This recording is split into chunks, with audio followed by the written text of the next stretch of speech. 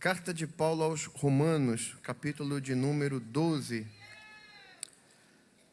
Eu quero ler novamente, porque foi o texto lido na leitura oficial, mas como a nossa fala está subordinada a este tema, eu gostaria de ler dois versículos, versículos 1 e 2. Rogo-vos, pois, irmãos, pela compaixão de Deus, que apresenteis o vosso corpo em sacrifício vivo, santo e agradável a Deus, que é o vosso culto racional. E não vos conformeis com este mundo, mas transformai-vos pela renovação do vosso entendimento, para que experimenteis qual seja a boa, a agradável e perfeita vontade de Deus. Amém.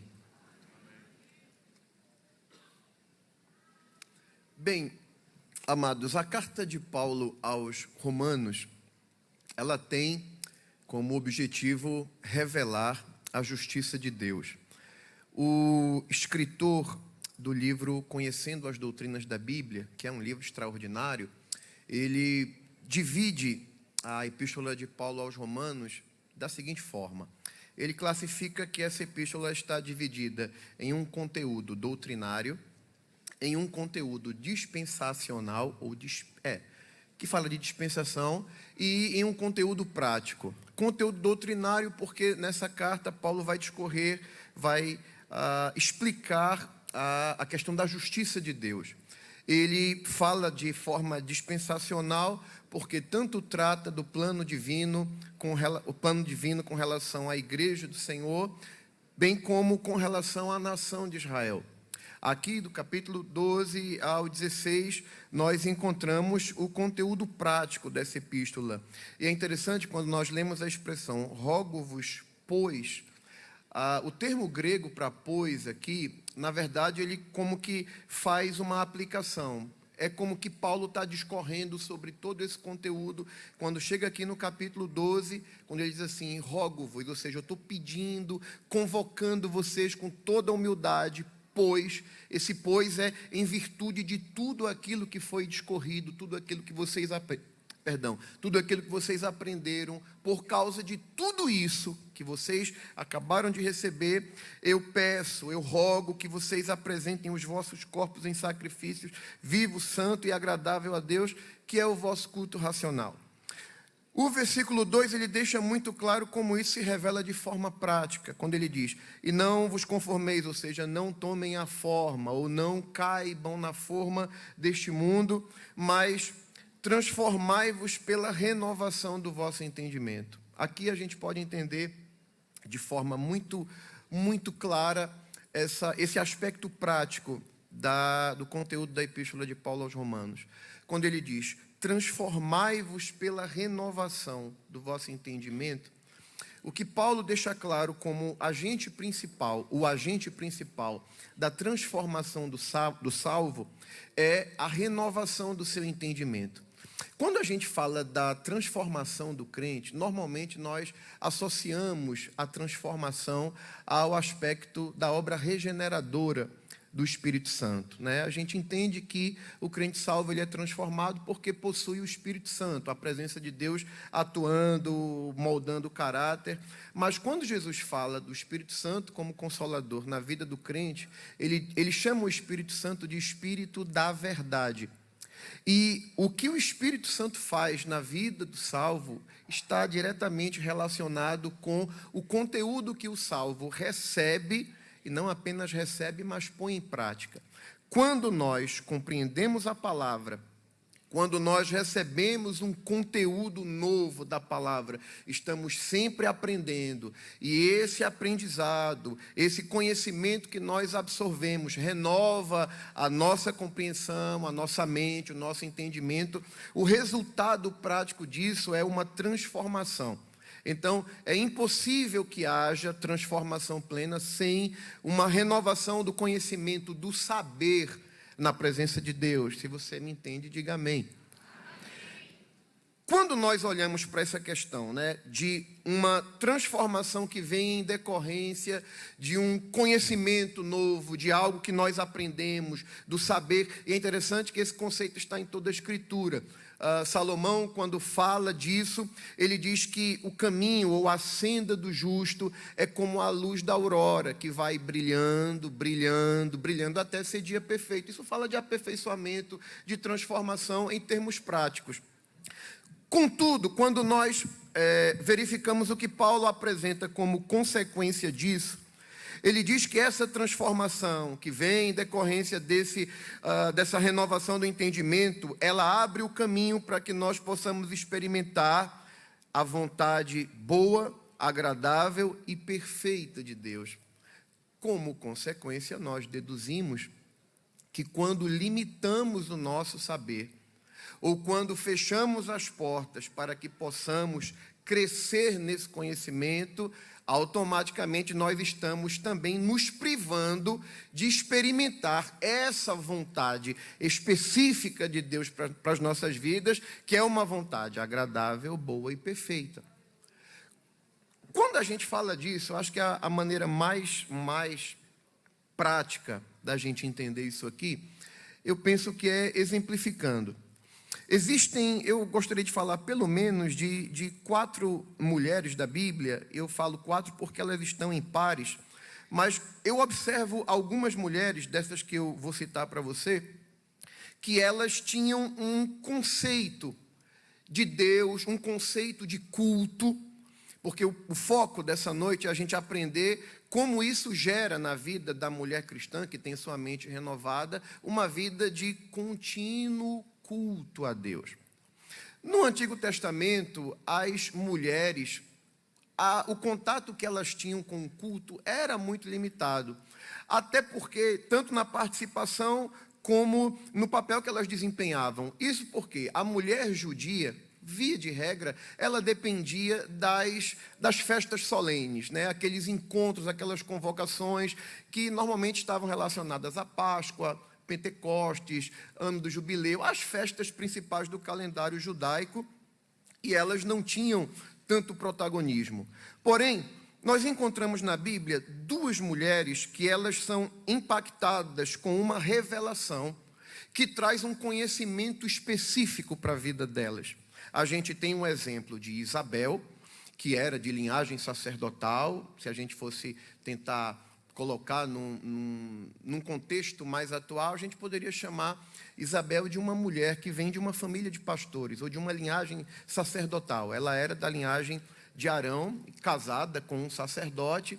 A Bíblia diz que tanto ela como seu esposo eram tementes a Deus, retos, justos, irrepreensíveis.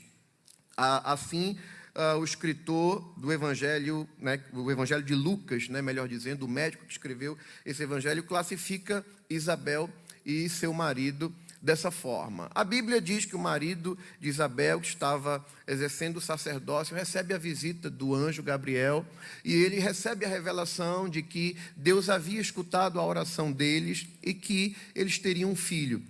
E a palavra de Deus revela que ele fica um pouco duvidoso, questiona como isso vai acontecer, né? Esse relato está no Evangelho de Lucas, né? Zacarias questiona como isso vai acontecer. Ele, por conta da incredulidade, fica mudo, mas a promessa era de que sua esposa Isabel geraria um filho.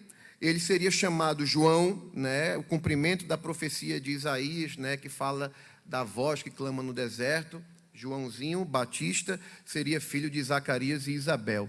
E o que acontece? A Bíblia diz que ele seria grande diante do Senhor e traria muita alegria, converteria o coração de muitos dos filhos de Israel.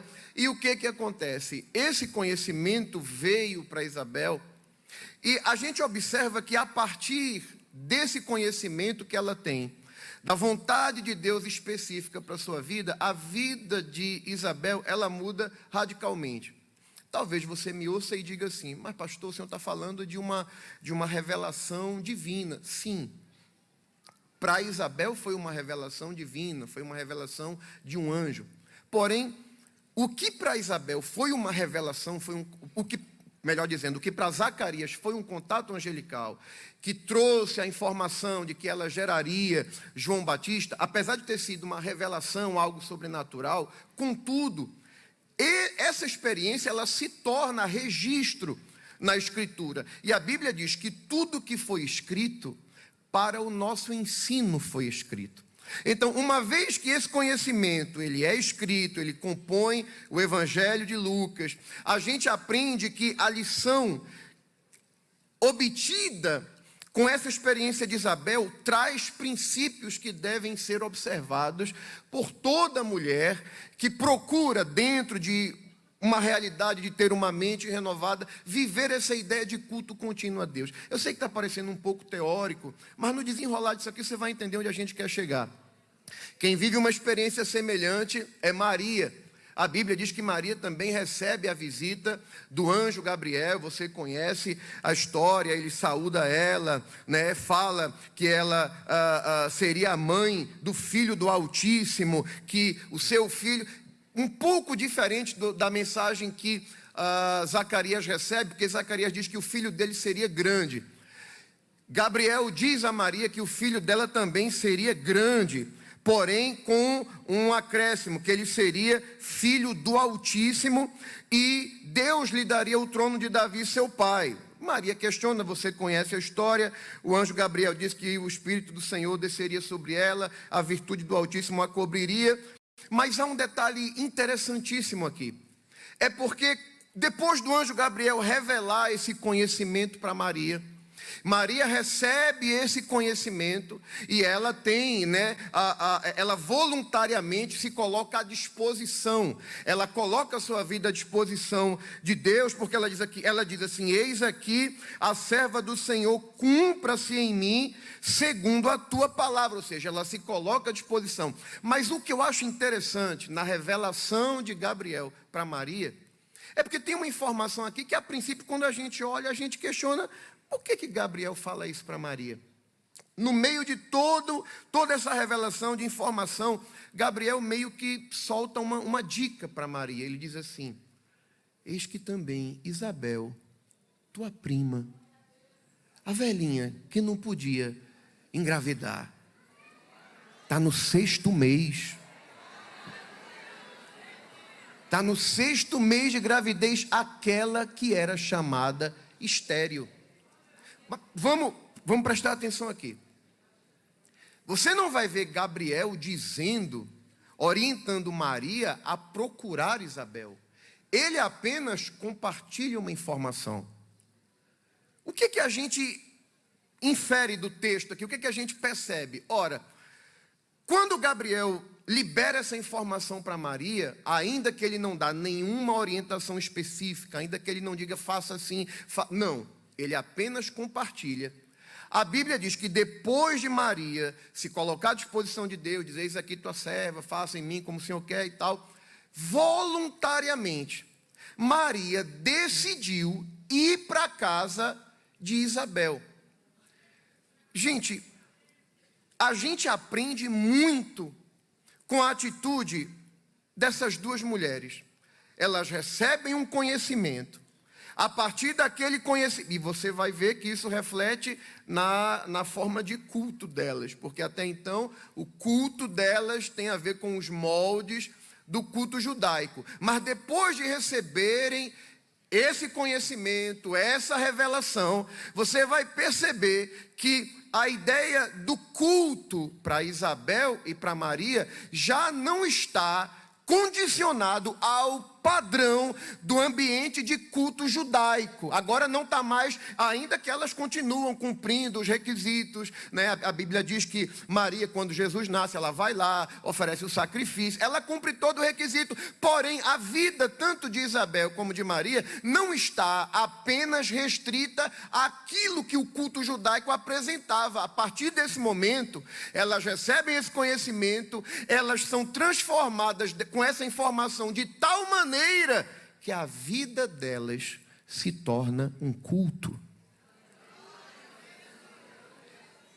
Eu não vou falar agora porque senão vai perder a graça, né? Eu quero deixar vocês curiosas, mas a gente observa experiências de Isabel e de Maria Porque quando a gente fala de certas manifestações, a gente entende que algumas manifestações sobrenaturais, elas estão condicionadas ao dia de Pentecostes, né? Porque somente em Pentecostes é que o Espírito Santo desceu para encher. Mas você vai perceber que quando Maria e Isabel recebem esse conhecimento, se colocam à disposição, né? Quem se coloca à disposição de Deus, uma vez que entende, essa é a vontade de Deus para a minha vida, eu vou me colocar à disposição dEle, eu não vou questionar, eu quero dizer, Senhor, eu estou aqui, faz do jeito que o Senhor quer.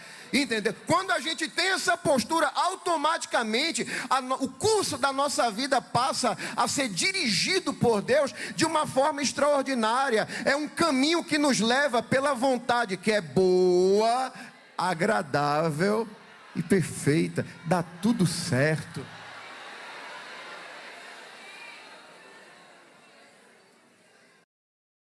Mas essa revelação, ela produz algo em Maria que eu acho interessante.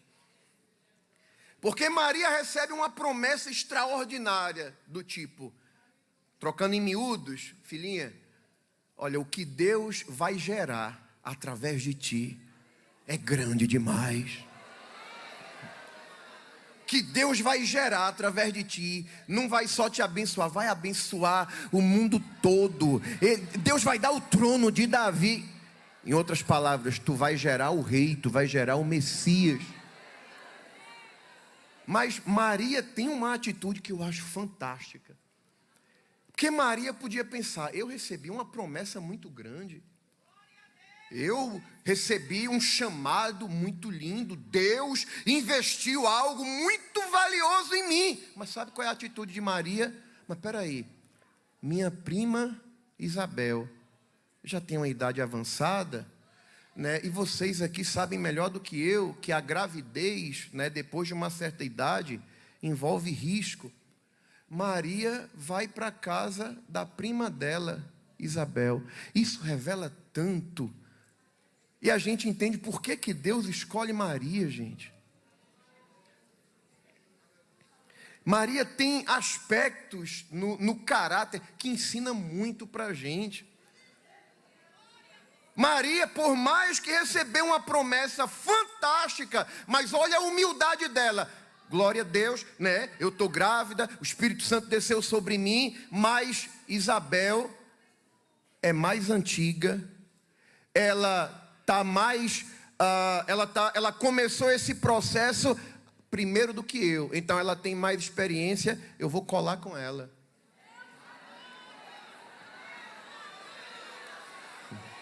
Que uma mulher que tem a mente renovada, ela não se acha não. Ela pode ser jovem, pode ter grandes promessas, mas ela vai colar com quem tem mais experiência.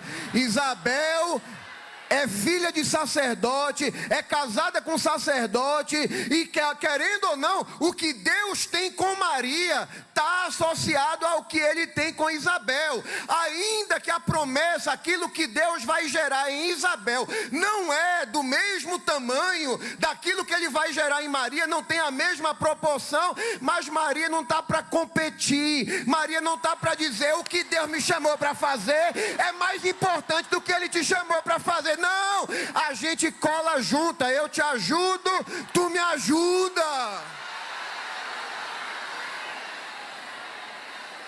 Preste atenção, pega essa visão aqui. Isabel está no sexto mês.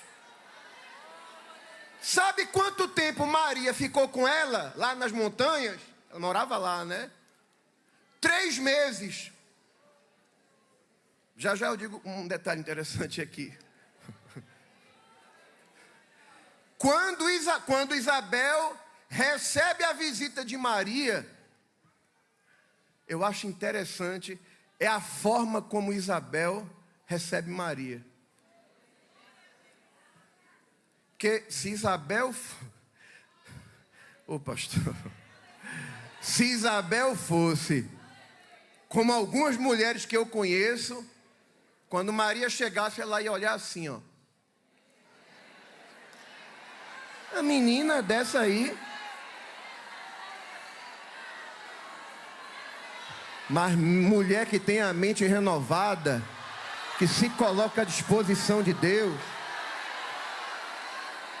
ela nem se acha, porque é nova e tem uma promessa grande, mas ela também pode ter a experiência que for, ela não se sente ameaçada por quem está chegando agora. Quando Maria chega, que honra, quem sou eu? Receber a mãe do meu Salvador.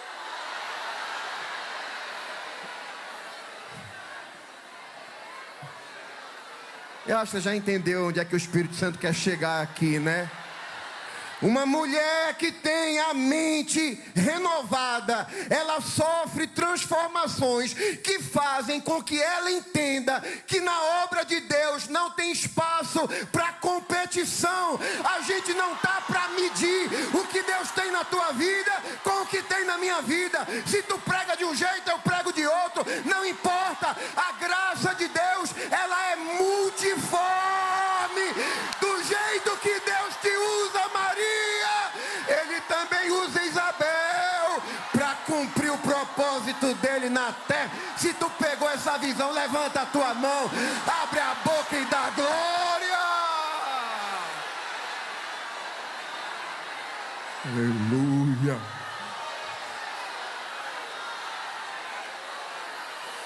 Aleluia.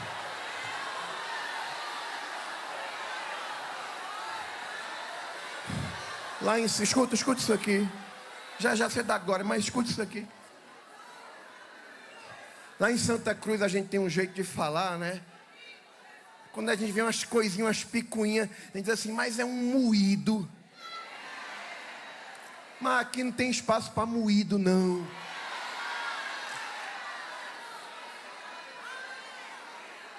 Meu pastor, sabe o que é que eu acho interessante nisso aqui?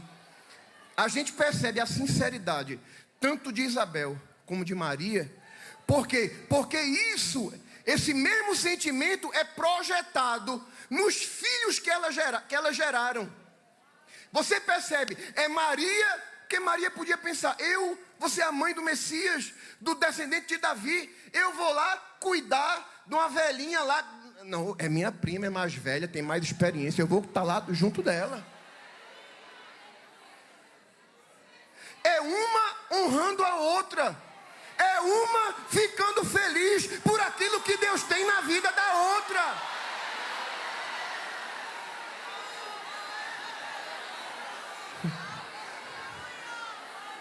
Que a gente está vivendo um tempo que... Misericórdia, às vezes eu fico preocupado, porque tem gente que está orando, pedindo a Deus, mulheres dizendo, Senhor, me usa, eis aqui a minha vida, mas daqui a pouco começa a levar tanta cotovelada, tanta coisa, é a olhada dos pés à cabeça, da cabeça aos pés, que ela fica, Senhor, será que é isso mesmo? Não, minha filha, se coloque na vontade de Deus, se preocupe não, se entregue completamente, porque se alguém se incomodar, se você é mais velha, Deus vai levantar uma Maria para dizer, eu te ajudo a chegar no final do teu propósito. E se você é uma Maria, Deus vai colocar um Isabel do teu lado dizendo, eu vou te ajudar nos primeiros passos, eu tenho um pouquinho mais de estrada, eu vou te ajudar. Isso é tão forte que elas projetaram isso nos filhos. Olha João Batista falando de Jesus. Chegaram lá para reclamar. Os discípulos dele batizam mais do que tu, João. E daí? Importa que ele cresça, que eu diminua. Eu batizo com água, mas o que vem depois de mim é mais poderoso do que eu. Ele vos batizará com o Espírito Santo e com fogo. O foco é Ele, o grande é Ele, a atenção é para Ele.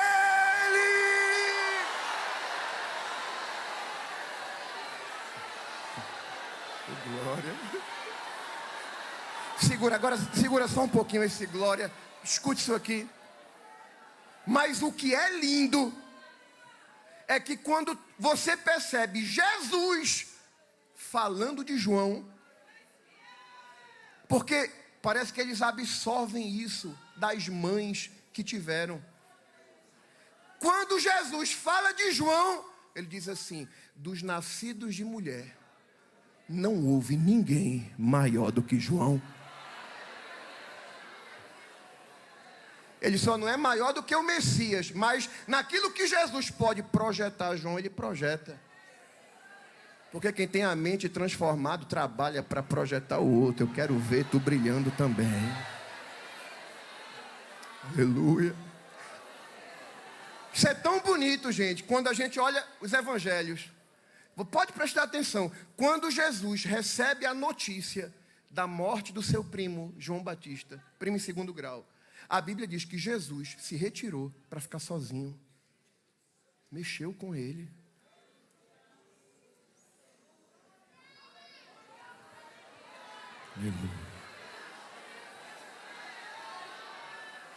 Eu disse a você que ia falar de 4 mulheres. Tem outra dupla de mulheres que me chama muito a atenção.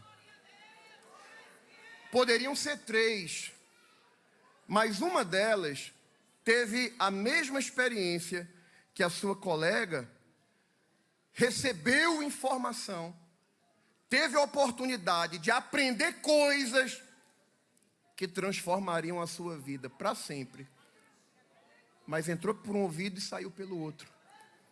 O senhor está falando de quem, pastor? Ruth e Orfa. Escute isso. Ruth e Orfa. Daqui a pouco a gente volta para Maria Isabel. Você olha para Ruth e Orfa, eram 2 moabitas. Nem estavam dentro do plano de Deus. Nem estavam fazendo parte do propósito. Elas aparecem no relato bíblico por causa da decisão precipitada de um homem chamado Elimeleque, que por causa de uma fome em Belém, deixa tudo e vai com sua esposa Noemi e seus filhos Malom e Quilion, vai lá para a terra de Moabe, o centro da idolatria da época. Achando que ia melhorar, a coisa acabou que piorou e morreram Elimeleque, depois morreram seus filhos Malom e Quilion, que a essa altura haviam se casado com essas 2 moabitas, Ruth e Orfa. O texto não revela claramente, mas nós deduzimos que no período em que Noemi esteve convivendo com suas noras, ela seguramente comunicou a fé acerca do Deus de Israel. Seguramente, e eu vou dizer por que a gente pode chegar a essa conclusão, porque que a gente pode deduzir isso aqui. Seguramente, enquanto Noemi estava lá em Moabe, certamente ela dizia: ah, que saudade da minha terra Belém, lá está o Deus de Israel, o Deus que fez tanta coisa. E creio eu que tanto Ruth como Orfa receberam a mesma influência. Só que não adianta você receber informação e não colocar em prática, que é aquilo que Jesus falou, é como um homem insensato que edifica a sua casa sobre a rocha. Você vai ver que tem crente que às vezes tem 10, 20, 30 anos de igreja, mas não gosta de doutrina, não gosta de Bíblia, não gosta de aprender, e ficam sempre aqueles crentes imaturos, né, que não desenvolvem. Mas tem aqueles que ouvem, que aprendem, né, que captam, né, assim, opa, isso aqui eu peguei e guardar aqui no coração. Pastor, o senhor não está criando coisa onde não tem? Não, vou mostrar por quê. Os homens morreram. Noemi ouve que o Senhor está visitando a sua terra e ela decide voltar. Orfa e Ruth acompanham Noemi quando chegam no momento da despedida, no ponto limite, vamos dizer assim, na fronteira. Aí você percebe 2 tipos de crentes. Aqueles que ouvem a palavra, mas não se permitem uma transformação que mude as suas vidas, que permita com que eles experimentem uma vontade boa, agradável e perfeita, mas só vive de emoção. Porque quando Noemi diz assim, vamos embora, aí Orfa se abraça, chora. Oh, eu te amo tanto. E eu gosto de Noemi, que ela diz assim, fiquem aí, minhas filhas, Em outras palavras, não tenho nada a oferecer a vocês. Ainda que eu tivesse outros filhos, vocês não iam esperar eles crescerem para casar com vocês. E Orfa chora, se emociona, mas na hora de tomar uma decisão, a Bíblia diz, e ela voltou ao seu povo e aos seus deuses. E nunca mais você vai ouvir falar de Orfa. Mas Ruth? A impressão que eu tenho é que o tempo que Ruth convive com Noemi, e ela vai ouvindo, ela vai captando as informações acerca do Deus de Israel, acerca do seu amor. Eu não sei o que foi que Ruth ouviu, mas o que ela ouviu desceu para o coração. Foi uma semente que plantou, germinou de tal maneira que nasce uma convicção em Ruth tão grande. E deixa eu te falar uma coisa. A essa altura da vida de Noemi, a Bíblia diz que Noemi tinha se tornado uma mulher amarga. Tanto que ela muda o nome dela. Não me chame mais de Noemi, não. Noemi, né? Mulher de agradável presença, né? Agraciada. Não me chame mais de Noemi. Me chame de Mara. Porque o Senhor descarregou a mão dele sobre mim. Agora imagina. Noemi, vou tentar ser polido, né? Mas uma senhora de idade extremamente estressada, né? Para não dizer uma velha chata, né? Que ela realmente estava, não me chame mais de Noemi, né? Não foi Deus que descarregou a mão sobre ela, foi a decisão precipitada do marido. Mas Noemi está tão amarga que ela está dizendo, Deus pesou a mão sobre mim, não tenho mais nada a oferecer a vocês. Mas o que Noemi plantou como princípio, Ruth agarrou. E Ruth foi transformada de tal maneira que você percebe que aquilo criou não apenas uma convicção acerca do Deus de Israel, mas aquilo criou algo que germinou no caráter de Ruth. Porque, olha gente, é muito fácil querer estar junto de alguém que está em evidência. É muito fácil. É muito fácil querer estar junto de alguém que tem meio mundo de seguidor, que está na mídia, que está, irmão fulana. Agora difícil é querer estar junto da velhinha que está amarga, arrastando os pés. Mas Ruth, não. Posso te deixar não. Na verdade, nem insista para que eu me afaste de ti. Porque onde quer que tu pousar, eu vou pousar também. Aleluia. Onde tu morrer, eu morro também. Porque antes de eu te conhecer, eu tinha uma realidade. Mas depois de te conhecer, eu ouvi o que você me falou. O teu povo agora é o meu povo. O teu Deus é o meu Deus. Oh, glória. Isso é convicção de quem recebeu o conhecimento, foi transformado. Escute. Porque quando a gente diz, não, né, transformados pela renovação do vosso entendimento, para que experimenteis a boa, agradável e perfeita. Sabe qual foi a boa, agradável e perfeita vontade que Ruth experimentou? Naquele momento, ela foi promovida a catadora de espiga.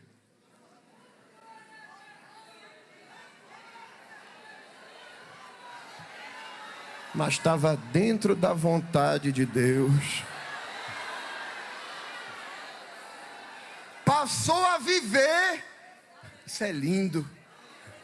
Passou a viver de acordo com a palavra. Porque isso era um princípio da palavra. Elas não tinham nada. Noemi disse, filhinha, só tem um jeito da gente não morrer de fome. A lei do meu Deus diz que quem tem campo, quem é agricultor e ele faz a colheita, ele quando completa uma fileira na linha da colheita, ele não pode voltar. O que caiu no chão e o que ficou lá é para o cuidado dos pobres. Agora você está debaixo da bênção de Deus, do cuidado de Deus. Nem que seja para catar espiga, mas dentro da vontade de Deus, vai.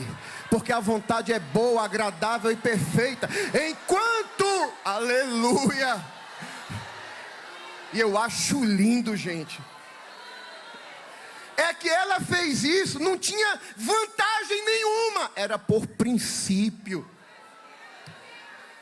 Aleluia.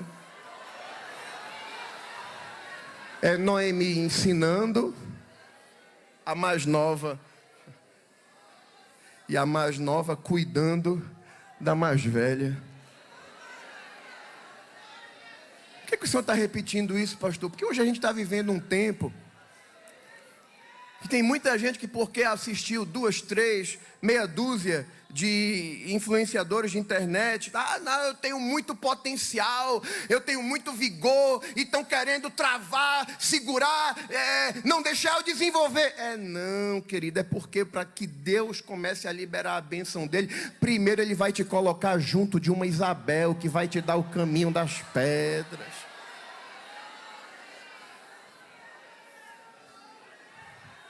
Aleluia. E às vezes quem Deus vai colocar sobre você pode ser alguém como Noemi, marcada de dor, de sofrimento, de perdas. Mas é nessas horas que Deus revela o caráter da gente. Ajuda quem compartilhou o que tu sabe hoje. Fica do lado. Quando Deus, isso é lindo. Por que que Maria foi cuidar de Isabel a partir do 6º mês? Que em outras palavras era como se Deus estivesse dizendo: eu vou unir vocês duas, porque Maria é a mais jovem, está dizendo: eu vou te ajudar a ir até o fim, Isabel. Porque gravidez com certa idade, os últimos 3 meses é o período de maior risco. E quando Deus olha para Isabel e diz assim: eu vou te colocar, Isabel, para ajudar a Maria, que está começando agora. Porque para quem é jovem, os 3 primeiros meses são mais perigosos pelo risco de aborto. Tu me ajuda e eu te ajudo. Ruth nem sabia. Enquanto estava lá colhendo espiga, tinha Boaz de olho nela. E assim,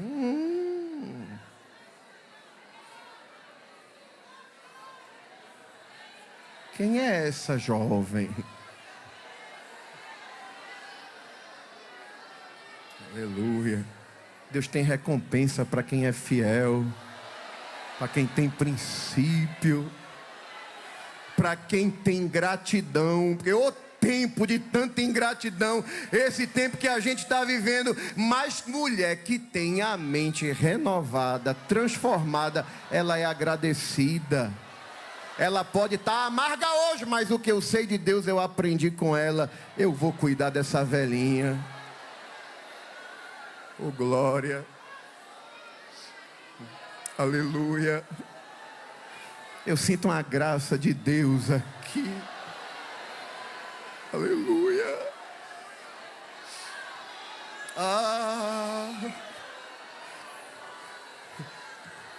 Aleluia. Isso é bíblico. Essa experiência de Maria e Isabel, eu estou falando em termos práticos, mas isso se torna princípio doutrinário. Paulo, escrevendo a Tito, ele diz que as mulheres mais velhas ensinem as mais novas. Mas está vivendo um tempo de um espírito de independência, de autossuficiência. Deixa disso, rapaz, a gente precisa uns dos outros.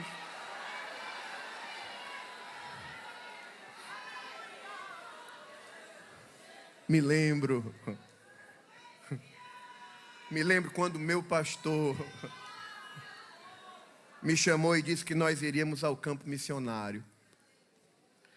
Eu cheguei em casa, não cheguei em casa, né? Eu cheguei lá no departamento social, que a irmã Kessia trabalhava lá, ajudando a irmã Judite.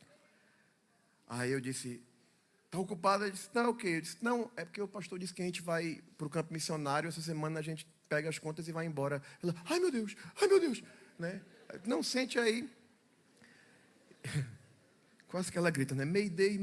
Calma, relaxa. Aí, naqueles preparativos, só que minha esposa, eu lembro que ela ficou num conflito muito grande. Na época ela estava com, acho que, 21 anos. Eu sou 11 anos, eu sei que não parece, né? Mas eu sou 11 anos mais velho do que ela. E eu lembro que ela ficou num conflito muito grande, porque ela dizia assim: filho, como é que eu vou para a missão? Eu ainda não sou batizada com o Espírito Santo. Deus me disse que eu iria para a missão. Eu sei que... Eu disse: descansa o coração. E eu lembro que uma semana, mais ou menos uma semana antes de nós irmos ao campo missionário, ela foi conversar com uma Isabel. Disse assim: filhinha, venha para a gente conversar. E ela passou uma tarde com uma Isabel, alguém que tinha mais experiência e que já havia passado por esse processo primeiro do que ela. E disse assim: olha, aí começou, os argentinos são assim, a igreja, as estratégias são essas, e falou um monte de coisa. Aí ela disse assim: mãe, eu não sou batizada com o Espírito Santo, mas mulheres que têm a mente renovada, elas são como Isabel, elas têm uma palavra que levanta. Ela disse: não, filha, fique tranquila, levante a cabeça, vá, Jesus vai lhe batizar. Porque se fosse outro, não vai dar certo não.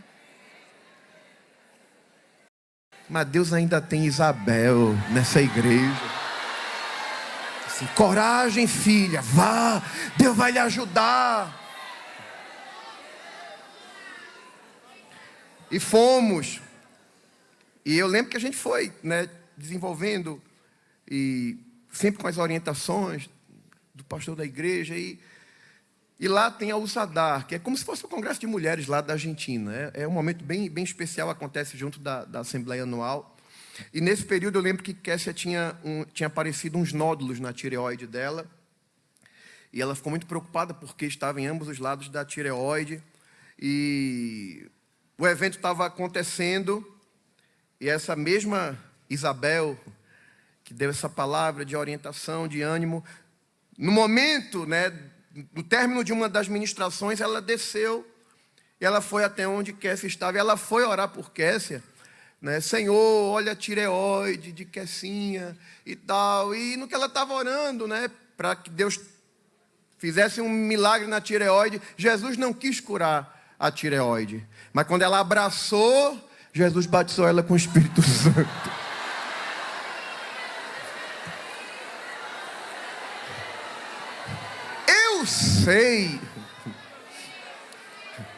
Eu sei que abraço não é elemento de culto, né? Para a gente não querer também espiritualizar tudo e tal.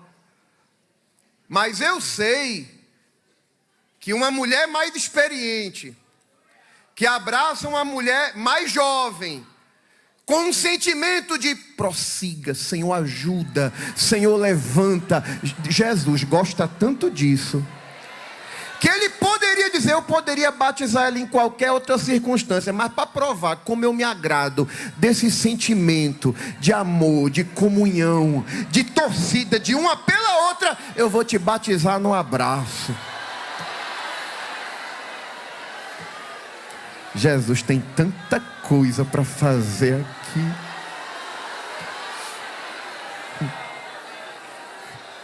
Jesus tem coisas grandiosas que Ele vai gerar na vida de mulheres que já tem uma estrada aqui, mas Deus está dizendo pela sua palavra, você pode ter muita estrada, mas enquanto tem vida, eu tenho matéria-prima para fazer acontecer a minha vontade na terra. Eu vou gerar algo muito lindo através de ti. E o que eu acho lindo, pastor, é que Deus tanto usa a filha de pastor ou a filha de sacerdote, casada com sacerdote, como também usa a esposa do carpinteiro, porque não faz diferença se o teu marido é um obreiro, é um sacerdote, ou se é um simples trabalhador. O segredo é estar aqui, é receber a palavra, é dizer, eu me coloco à tua disposição para fazer o que tu quer e para ajudar minha companheira. Aleluia! Quando isso acontece, Quando isso acontece, Maria e Isabel não dependem agora só do formato do culto judaico, não. Não. A mente foi renovada, a vida foi transformada, e agora a gente está caminhando no terreno da vontade, que é boa, agradável e perfeita. Isso gera uma mudança tão grande que, olha só, não foi culto, não, foi uma simples visita. Parece que eu estou vendo Mariazinha, que ela era bem jovenzinha, né? Bichinha, ofegante, né? Isabel morava nas montanhas, ela, cheguei, né? Shalom, Isabel! Foi só uma saudação. Eita! Isabel ouviu uma saudação. Parece que eu estou vendo o Joãozinho lá na posição fetal fazendo assim. Pulou no ventre da mãe. Isabel foi cheia do Espírito Santo. Começou a profetizar. O culto começou ali. E é um culto de gente que está cheia do Espírito Santo. Antes de Pentecoste acontecer. Porque quem tem a mente renovada, quem sofre transformação e se coloca à disposição de Deus, aonde ela chega é um culto. Ela lavando os pratos, ela canta, o céu se abre. Ela, eita glória, ela dirige o carro, ela canta, ela se liga no trono, o céu se abre. Eita, ela fala rabadara charamenácia. Abre a boca, crente, abre a boca, dá glória. Aleluia! Tem mulher renovada aqui? Tem mulher transformada pela palavra? Aonde tu chega é um culto. Oh glória! Às vezes tu está enfermo, alguém vai te visitar, mas tu abre a boca, o céu abre. Jesus diz: eu estou aqui.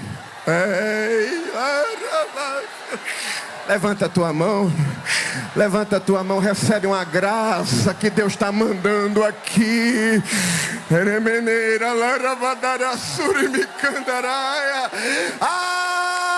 Isabel de Deus, o Senhor vai colocar tanta gente ao teu redor para tu dizer: eu vou te orientar, filho, eu vou te ajudar, eu já passei por aí, eu sei que eu não posso ir tão adiante, mas eu vou investir em você, eu vou te ajudar, eu vou te dar o caminho das pedras para que tu seja um instrumento na mão de Deus.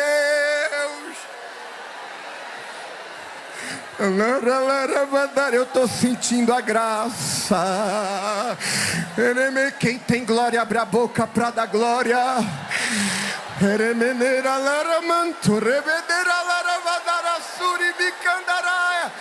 Deus vai fazer com alguém aqui, como fez com Isabel e como fez com Maria. Quando tu se rende à vontade dele, Deus vai mudar algo em ti. Até aquele dia, Maria nunca tinha dado uma saudação para causar um efeito daquele. Mas eu ouso dizer aqui nessa noite, depois desse congresso, até a tua saudação vai ser diferente.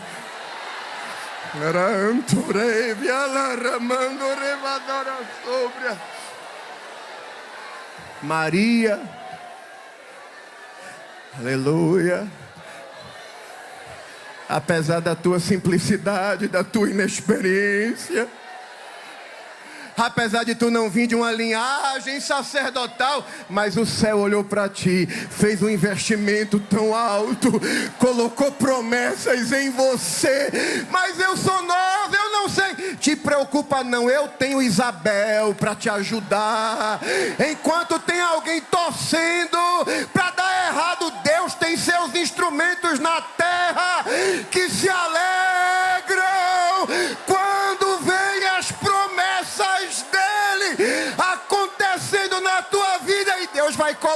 gente do teu lado e vai dizer: pega na minha mão, guerreira, vamos viver o propósito, vamos fazer da vida da gente um culto aonde a gente chegar. Era mandoralarabadara sorebecandaramanaia. Te alegra, é pra tu mesmo, te alegra. Abre a tua boca. Quem tem glória dá glória, quem tem aleluia dá aleluia. Quem é batizado com o Espírito Santo recebe uma porção de graça, de renovo, de poder, de ânimo.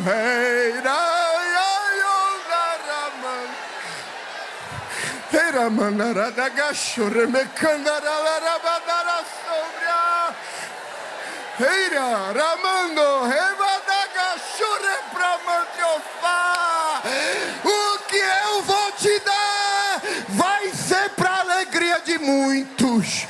Não é só pra te alegrar não, é pra alegrar quem tá ao teu redor. É pra alegrar gerações depois de tu. Só quem crê, levanta a mão, abre a boca, dá glória. Jesus está aqui com a gente. Ele vai quebrar esse espírito de competição, de comparação. Aqui não está para comparar, aqui está para se unir.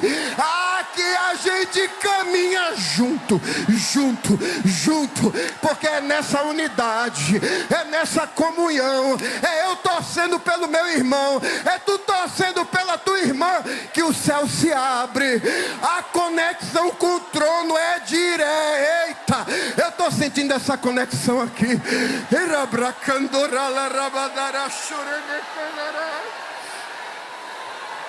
Remenente a sobre a louve a forgalai. Entre a sorreba naramacando remeneva dar sobre. Se alegre, se alegre. Oh glória, oh glória. Recebe graça. Te prepara. Se tu entendeu isso, te prepara para viver uma etapa nova na tua vida, de coisas boas, agradáveis.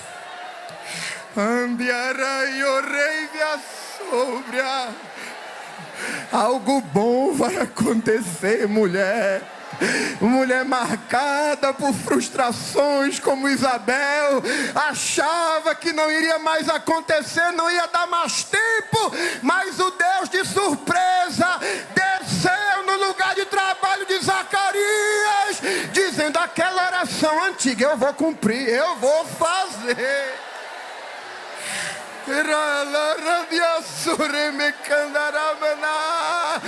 Levanta a tua mão, oh glória.